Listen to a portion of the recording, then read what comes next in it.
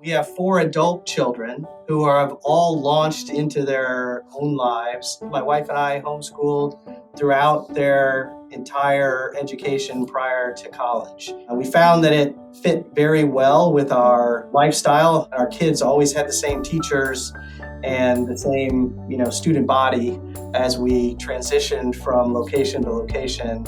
It also fit our desire to be a significant part of their lives, to be part of their, moral and ethical upbringing as they transitioned to adulthood. Welcome to Homeschool Talks, a podcast by HSLDA. This is a show about all things homeschooling, from practical tips to inspiring stories and everything in between. You can find show notes for this episode along with our other Homeschool Talks conversations at hslda.org/podcast. And if you want to be the first to know about new episodes, as well as upcoming guests and topics, sign up for our email list using the link in the show notes. We're so glad you've joined us today, and we hope you enjoyed the program. Here's your host, Jim Mason. Hi, I'm Jim Mason, president of Homeschool Legal Defense Association, and this is another episode of Homeschool Talks, where I get to talk to interesting people in the world of homeschooling. And today I'm very pleased to welcome Rear Admiral James Waters. He is the commander of the Navy Recruiting Command, and he has a personal homeschooling life story to tell, as well as in his current role as the head recruiter for the Navy. Welcome, Admiral. Yeah, thanks, Jim. It's great to be here. So we last spoke at our national conference last September, where you came and gave a really well-received speech at the opening ceremony of our conference, during which time you gave a lot of background in your own family and its experience with homeschooling. I'm sure our listeners would love to hear that.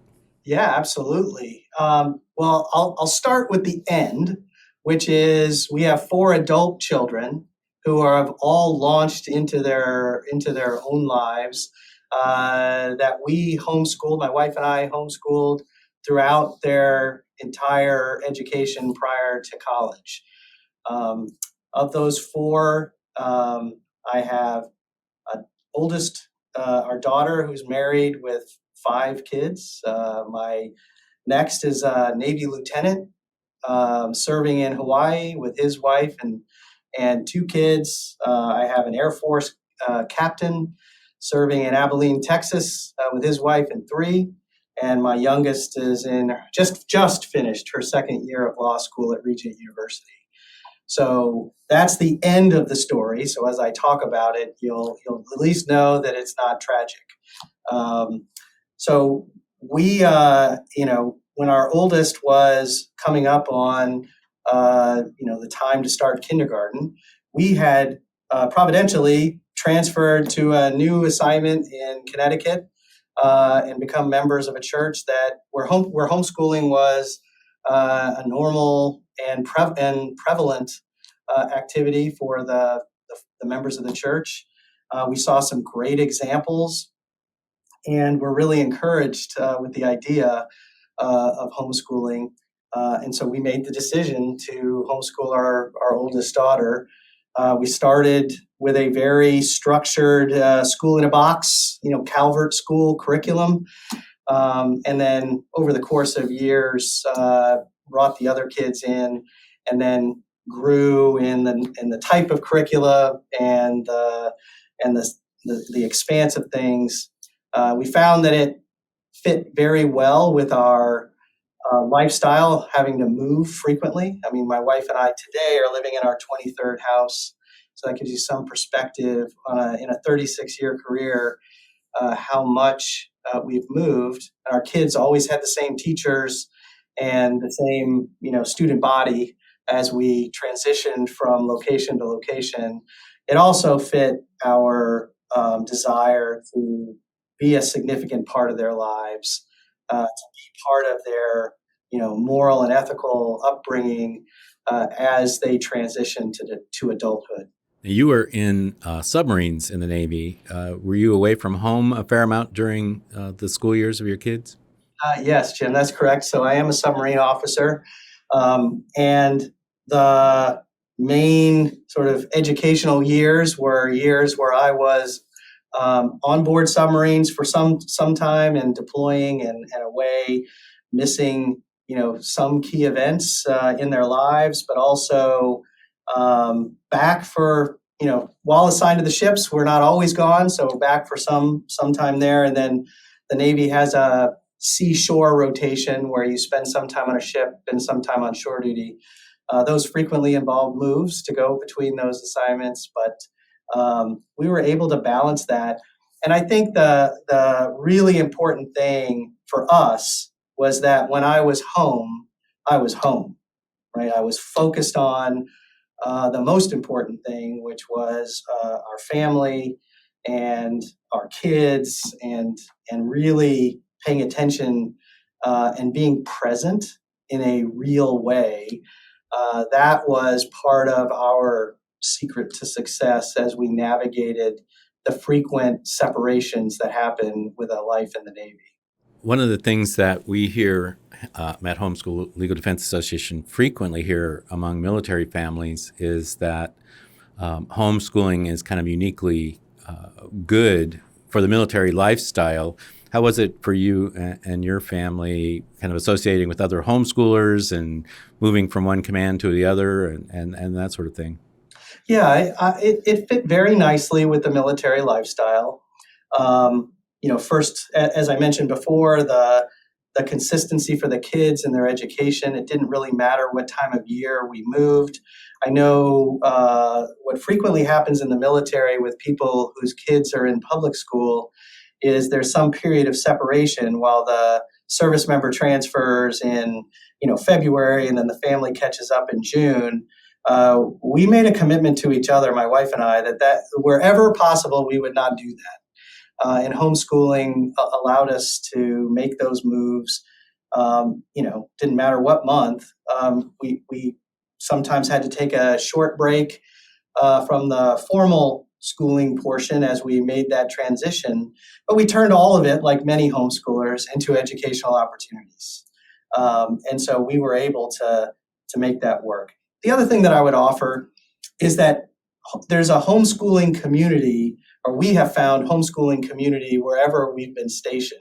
And I've never been stationed permanently overseas, but in the United States, including Hawaii, there are homeschooling communities there where you just naturally fit in, right? Because you have shared values, shared interests, and the families have a similar perspective on what it means to raise children in this world we live in. So we found that it fit very well, and our kids became really good at engaging actively in order to fit in quickly wherever we were. And that's one of the things that led us originally to homeschooling as we interacted with families that were homeschooling, is that their kids tended to be, proactive in engaging with our kids, proactively engaging with us. A fifth grader looking an adult in the eye and having a conversation with them, right? That's for me, that was one of the things that was like, oh, this is different, and led us down this path. And it has really fit in well with the military lifestyle. Well, in your career, you were the commanding officer of the USS Virginia.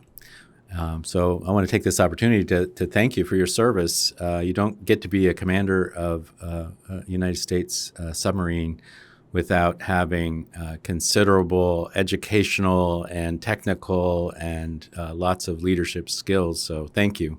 Yeah, well, thank you for your support. I really appreciate it. What was it like commanding? Was this a ballistic submarine, missile submarine, or a attack submarine? Yeah, the Virginia is a fast attack submarine, which deploys around the world, conducting a variety of missions, from anti-submarine warfare, anti-surface warfare, intelligence, surveillance, and reconnaissance, a whole plethora of things that the fast attack can do. And it's amazing. The thing that is the most memorable about that time. And I would say independent command at sea is a career highlight. The thing that really stands out is the crew. It's about 135 sailors on that submarine. And I knew then, and I especially know now as the chief of recruiting, the caliber of people that we recruit into submarines is the very highest throughout our service. And so when you bring all that talent together in one place, it makes for a very special team and really a family. So I have great memories of my time. It was 3 years in command of Virginia. What naval base was that stationed in? It was out of Groton, Connecticut, so southeastern Connecticut, which of course made for some very cold transits out to sea. For those that don't know, when a submarine is driving on the surface, which it has to do to get from port to where it's deep enough to dive, the officer of the deck, the person giving direction to where the ship goes, as well as the lookout, and in many cases the captain, depending on what we're doing, are exposed to the elements up on top of the sail. And leaving Groton in January is one cold experience. So that brings to mind the closing scene in The Hunt for Red October with Sean Connery. Yes. Yeah, they're coming into Maine. That's right. So the experience that you had both in rising through the Navy into command of one of our most important kinds of vessels, and homeschooling your children during that time has led you into now this spot in your career where you're head of the recruiting command. And I think you might be looking for people to join the Navy and maybe even some homeschool graduates. Yeah, absolutely. I mean, we are definitely hiring. And the Navy has this incredible variety of jobs. I think among all the services, the widest variety of things, from the seabed to space, from the cerebral to the kinetic, you can find a path in the Navy. And one of the things that, as a homeschool dad who has sons in the service, I understand the transition from the homeschool environment to the military environment. It is a process of adulting, right? Like, you're growing through. My sons went through college for 4 years before they were in the military. One was in ROTC, the other one just joined after he finished college. And I understand that transition, but I also know they are flourishing in their respective roles. One's a pilot, one's an intel officer, and it's through that free curiosity, that free pursuit of education that they experienced in homeschooling that has given them this opportunity to just flourish within the organizations where they are. And I think homeschool families should seriously consider the military and the Navy in particular, because of the opportunities that we can provide, as well as the great connection to young people that have been exploring and learning in a pure a way as I think exists, into a world that really values the intellect. It values the pursuit of excellence. It values the fresh ideas, and I think that homeschoolers are absolutely a perfect group to model that within the military. So an opportunity for them to flourish, along with all the benefits that come along with service, right? So if you're looking at college and like a lot of kids, a lot of families, you're saying, hey, that's just too much money for what you're going to get at right now. 4 or 5 or 6 years in the military, in the Navy, and your son or daughter earns the GI Bill, which can pay for university anywhere in the United States, just about. For where in those schools that it doesn't pay the full amount, typically have a yellow ribbon program that allow to cover the rest of the cost. And so that's just one example. And, all in all, they transition to a place where they're a purpose and they're serving their community and their country. So I think there's a really great synergy. You said when you started homeschooling, you kind of did it in a traditional homeschool in a box, and then your homeschooling sort of evolved into a little more tailored for each child. And how does the military, especially recruiting for enlisted folks, how does the military kind of translate a homeschool education into the kind of qualifications you're looking for? Yeah, homeschool education is treated the same as, as far as qualifications go, as a public school or a private school education. I mean, you really just have to provide the, the record of education, and we treat it the same as we treat the records out of a public or private school scenario. And typically if you're going into enlist, you would take the ASVAB, which is the Armed Services Vocational Aptitude Battery, which is a standardized test that many homeschoolers will be familiar with because many states have a standardized test requirement that as homeschool family we did through the years, and that also normalizes any differences in sort of qualification standards, if you will, across the different educational sources. So we're eager and excited to welcome homeschoolers into the Navy. So if a homeschool graduate or somebody that's approaching graduation from high school is interested in joining the Navy, what do they actually do? What's their first step? Well, the first step that I would recommend is go to Navy.com, right? If homeschoolers are anything, they're curious, right? They want information. And so Navy.com can give you a whole world of information about the Navy. We have things like rating videos. So the Navy breaks our enlisted force into various ratings or jobs, and you can look there and find videos that are actual sailors in each of the jobs that we have, 80 or more, and find out what they actually do, what life is like. They can learn about the benefits. We have a pay calculator. We have a questionnaire or a survey you can take to give you some idea of what your interests and skills, how they would line up with Navy jobs. So that's the first thing.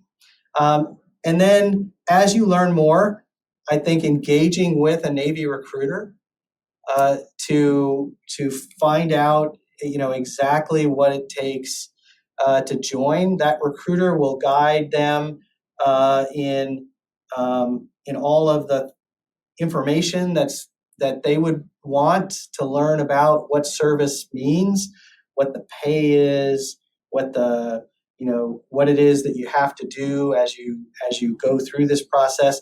There's that recruiter would guide them through the entire process. So if I'm a high school graduate and I'm looking to learn a trade,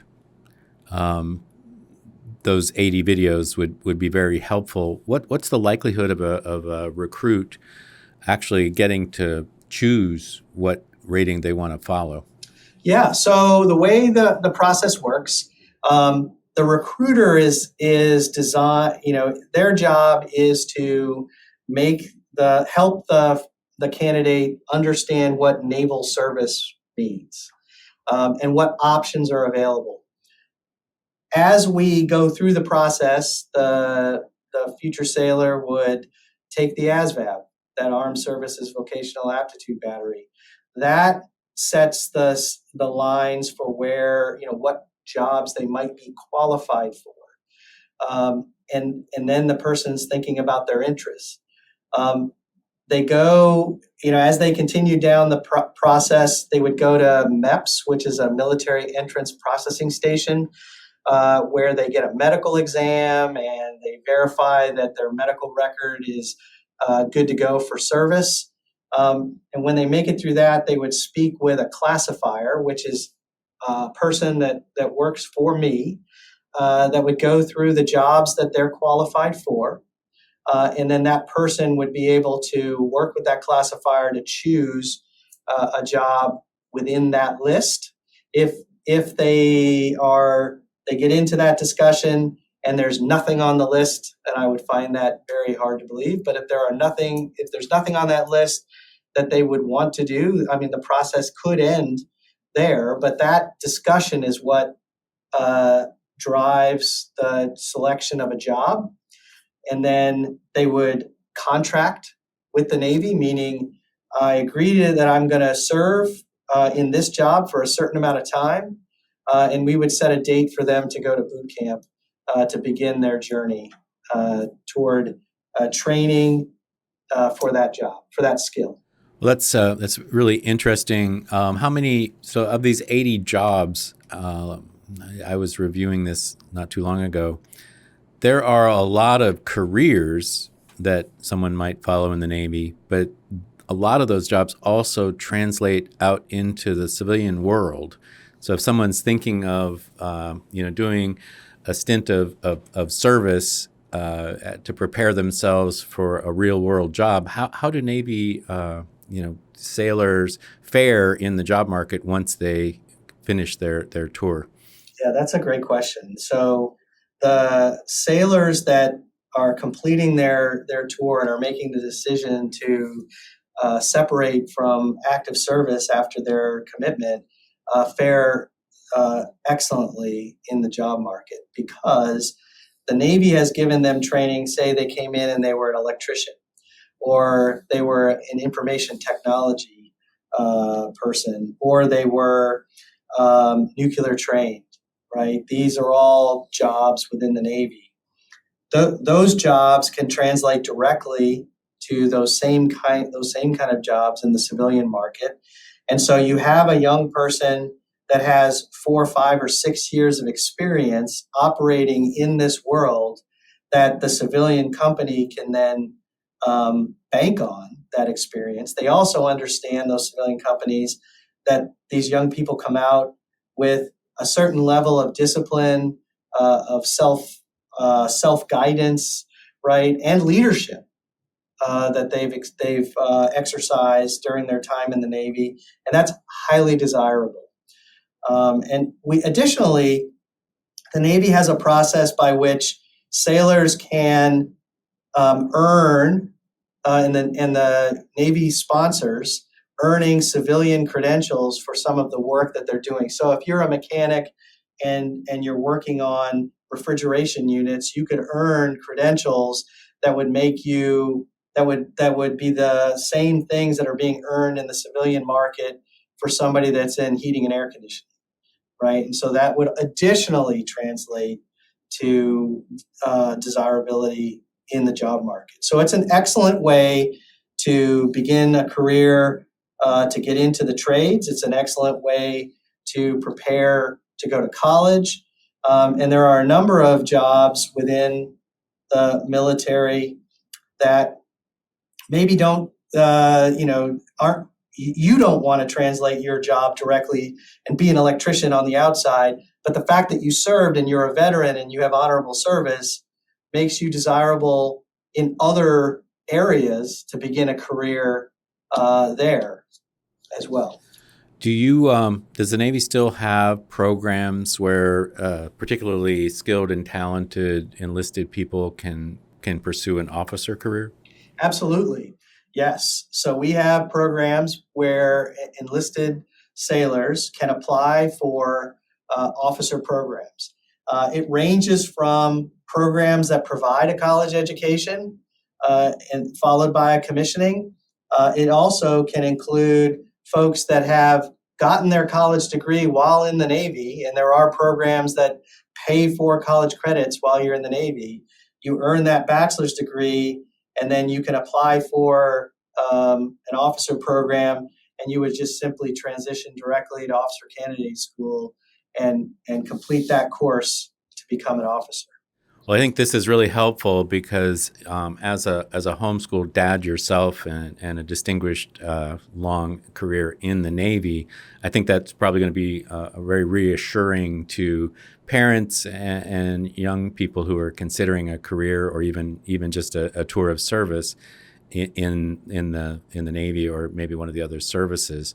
What words would you have for parents who may have some misgivings about military service? From, there's a host of reasons that parents may kind of think twice about sending their kids into the military. Yeah, I totally understand that. We care very much about our kids. We don't homeschool without that deep sense of care and nurture that you want the very best for your kids. It's similar advice to the young, soon-to-graduate high school homeschooler. Be curious. Look at the information that's available about service in the military. Look at the things that the benefits of service. Many times the benefits of service resonate more with parents, like the monetary benefits and the healthcare and other things, more than the young person who's really thinking, I'm going to be this electrician or this nuclear electronics technician. And so look at that.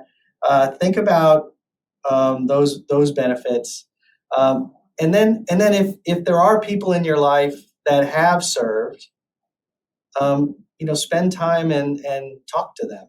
One of the things that I think you'll find in talking to just about any veteran of relatively recent service is, while there are hard days, and many times we remember hard days, there's an amazing amount of good.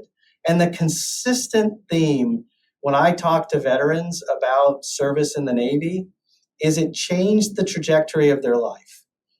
They are in a different place than they would have been otherwise, and it gave them opportunities they would never have had. So I think military service aligns very well with those that want the very best for their kids and want to provide the very best opportunity. In our republic, service is still valued. Right? There's a lot of chatter and rhetoric that happens.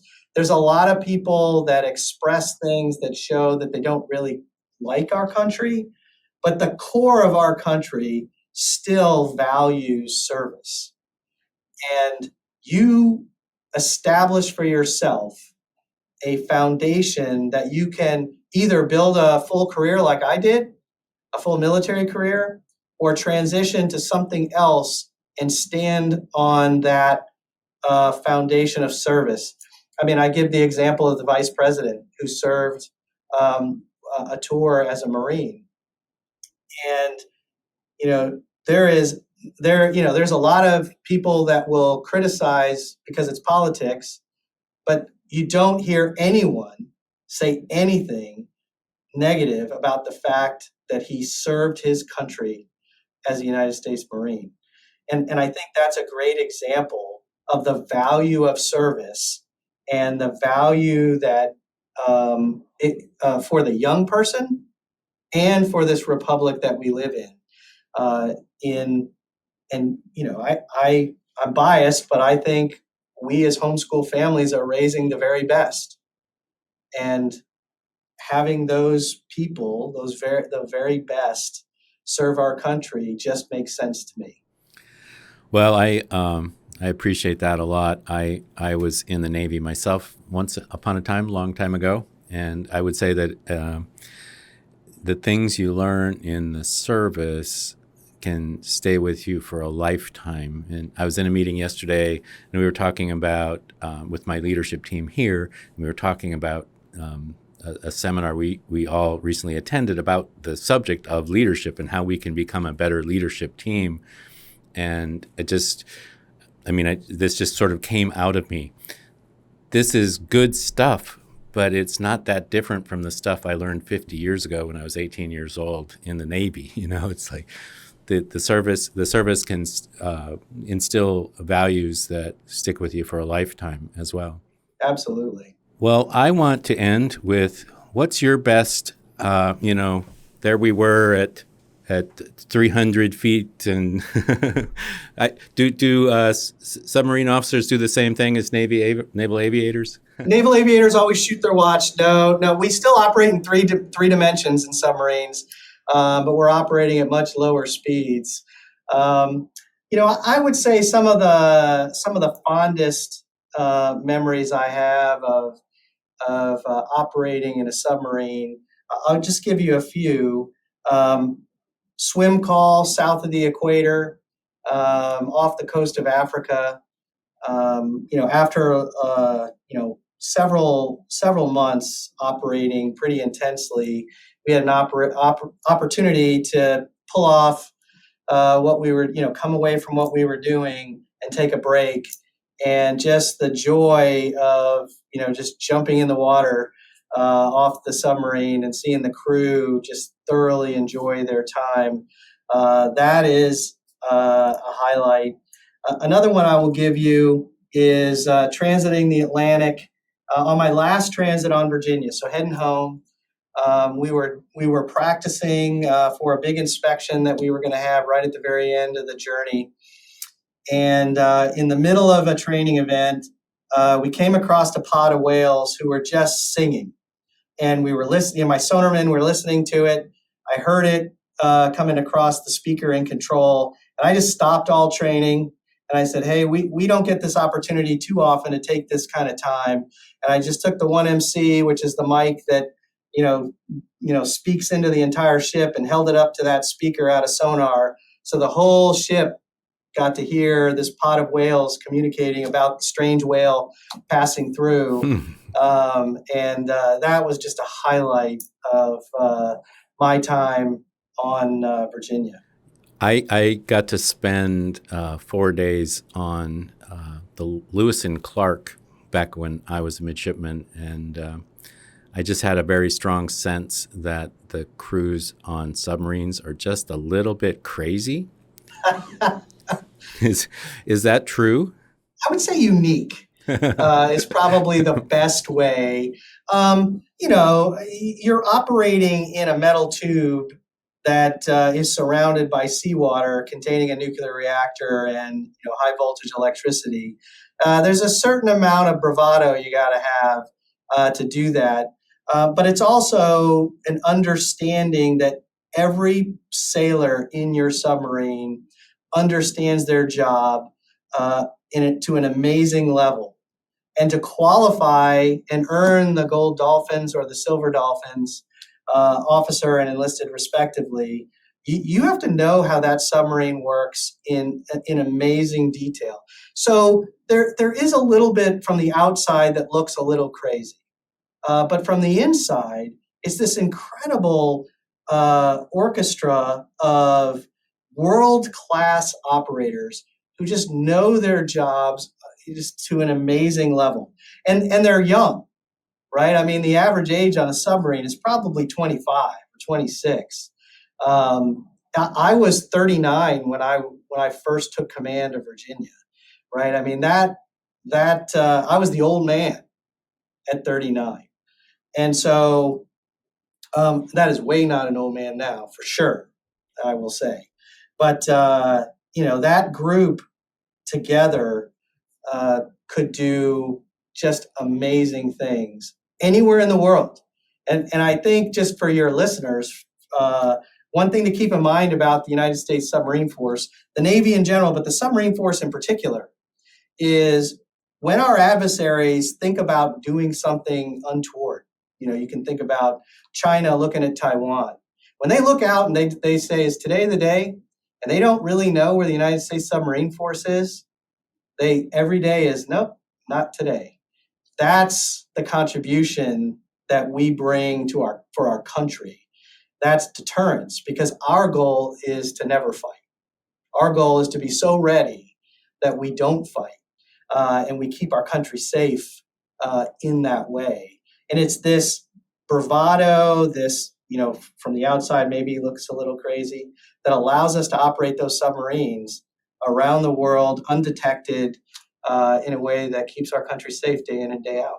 Yeah, something you said reminds me of my own time in the Navy, and it's really a thing to look back on and really important. Entering the service, you get so much more responsibility at such an earlier age than almost any place else. I mean, if you go in and you learn and you do and you try, you'll be given a immense amount of responsibility. I mean, deadly kind of responsibility that you wouldn't get anywhere else. Yeah, I'll give a great example. So the nuclear training pipeline is about a year long. So you go through that, you learn about the power plant, you learn about the submarine. I got to my first ship in right at Christmas time, and by about 5 months later, I was qualified what we call engineering officer of the watch, meaning for the entire engine room, the entire nuclear propulsion plant, I was the officer in charge, and had a watch team of about 10 sailors that were operating that nuclear propulsion plant at sea, keeping the electricity running, keeping the screw turning, and all of the other support systems running. That was my watch. And that's how early that responsibility can come. And on the enlisted side, I had watchstanders that were similarly qualified in a relatively short period of time because of the training pipeline is so good. They're operating that propulsion plant, turning valves, taking samples, taking logs, operating at a really early age.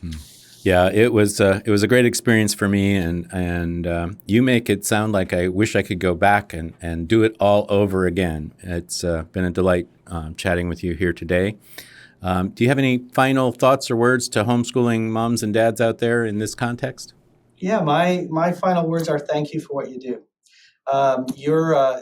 Your commitment to your children is inspirational. It is an amazing thing to do. I am so grateful that my wife and I chose to homeschool our kids, and I am really excited that there continues to be a flourishing culture of homeschooling. And I encourage you to keep the United States Navy in mind as you're thinking about options, as your children graduate from high school.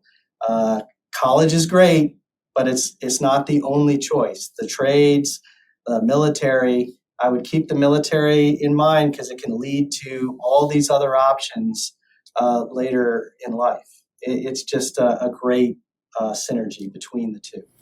Well, with that final word, thank you, Admiral James Waters, the commander of the Navy Recruiting Command, and homeschool dad who walked the walk and talks the talk. We really appreciate that. I think it helps for homeschool families to hear from someone just like you about this amazing opportunity that their kids could have in the Navy in particular. And we'll be adding in the show notes links so that people can find out more about careers in the Navy. And if you've enjoyed this episode, please share the links to the podcast with your friends. And you can sign up for get the podcast delivered straight to you in your inbox. We'll have a link for that as well. If you're not a member of HSLDA already, I get to do some recruiting today myself. Please join HSLDA and stand with other homeschooling families because we need you to help protect homeschool freedom so that this kind of flourishing community that Admiral Waters talked about can continue for our children and grandchildren on into the future. So thanks again, Admiral. Yeah, thank you, Jim.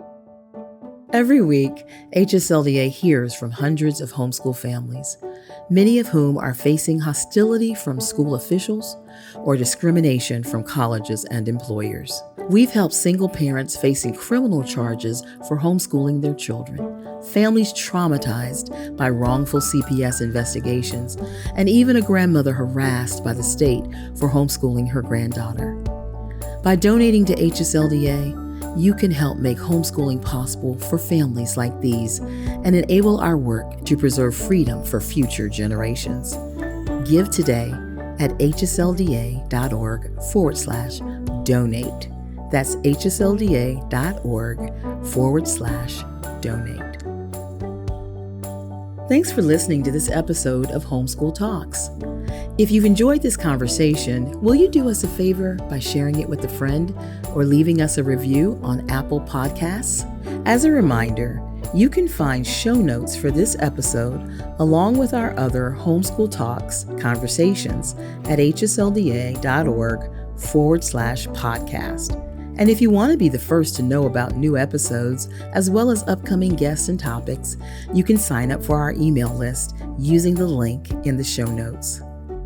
That's all for now. We hope you enjoyed this program, and we'll see you next time.